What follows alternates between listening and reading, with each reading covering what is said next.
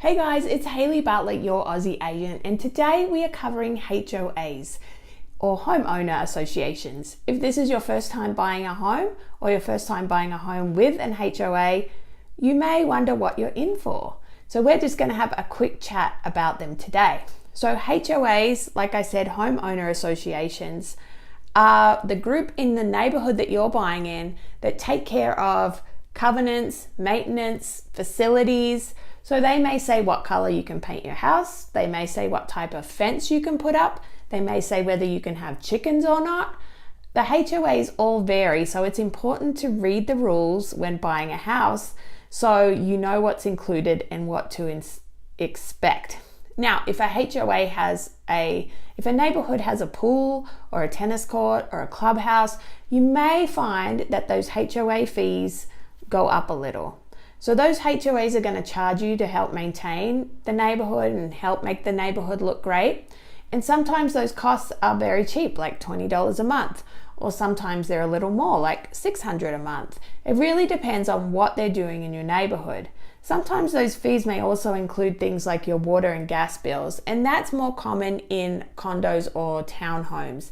And you are going to find that if you are buying a townhome or a condo, that your HOA fees are going to be a lot higher than if you are buying a house. And that's usually because they have to maintain the roof, the outside of all the townhomes or condos. They usually do include things like sewer and water and gas. So it's really good to read those HOA documents, get to know what you can and can't do in the neighborhood, get to know exactly what the HOA is doing, and then decide if that's something that you can handle when buying a house. Metro tax districts have become a big thing around here, especially when it comes to new developments and new builds.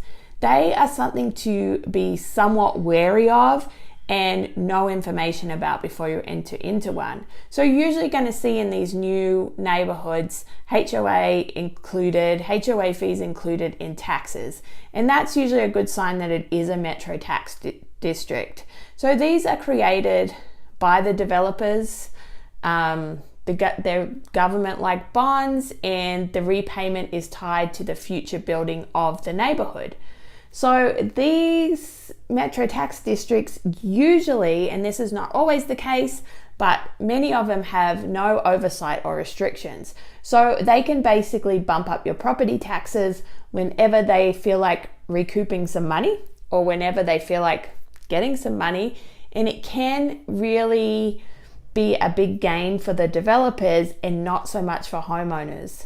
So go in with your eyes wide open if you're buying a house in a metro tax district. Know that it's included in your taxes, yes, but that they may bump them up, especially those first couple of years, to pay for improvements in the neighborhood.